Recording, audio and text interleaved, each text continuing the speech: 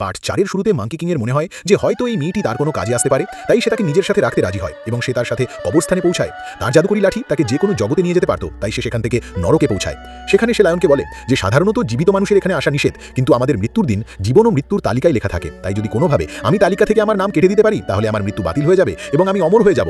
কিন্তু যখন monkey king সেখানকার শাসক ইয়ামার কাছে তার মৃত্যুর তালিকা চায় তখন সে ধরা পড়ে যায়, তাই সে ইচ্ছাকৃতভাবে লায়নকে তাদের থেকে অন্যমনস্ক করে সেখান থেকে পালিয়ে আসে, কিন্তু লায়ন কোনো মতে বেঠে তার কাছে পৌঁছে যায়।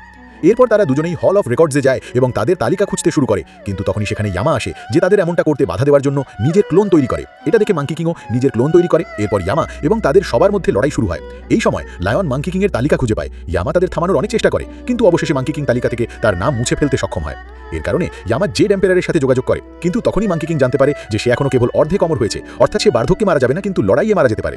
জেড এম্পায়ার তাকে পুরোপুরি অমর হওয়ার উপায় লুকাতে চেষ্টা করেন এবং ইয়ামার ভুলের কারণে সে জানতে পারে যে সেখানে রাখা অমরত্বের বইয়ের সাহায্যে সে এমনটা করতে পারে। এটা জানার পর সে সেই বইটি নিয়ে নরক থেকে পালিয়ে আসে। বই থেকে সে জানতে পারে যে পুরোপুরি অমর হওয়ার জন্য তাকে একটি জাদুকরি ফল খেতে হবে, যা একটি জাদুকরি বাগানে পাওয়া যেত।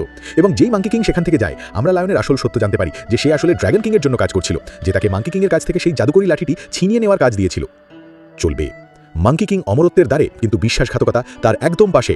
লায়ন কি শেষ পর্যন্ত বন্ধু নাকি শত্রু, আর অমরতার ফল কি সত্যি তাকে অজেয় করে তুলবে?